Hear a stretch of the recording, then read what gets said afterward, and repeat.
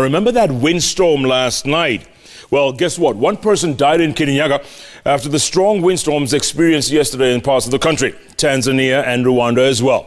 The meteorological department says the windstorm is a precursor to the short rains.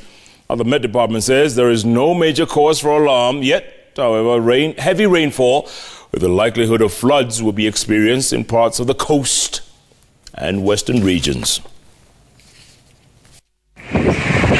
It is a windstorm that many Kenyans are still trying to make sense of.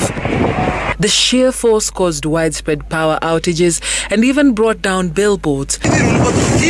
According to the Met Department, what we are experiencing is a deep connective system in the southern section of Kenya. It is moving from the coastal region as it propagates inland towards the southeast lowlands and central parts of Kenya. It is characterized by strong southeasterly winds, upward and downward drops in air movement, descending cold air and warm air at the surface, and a drastic change in temperature. Wingu moja ambalo linajulikana liko na uzito kuliko wingu mengine, hilo wingu kwa jina la kisayansi tunaita cumulonimbus cloud. Hilo wingu linakuwa na nguvu nyingi sana wakati limejijenga na kuwa kubwa sana.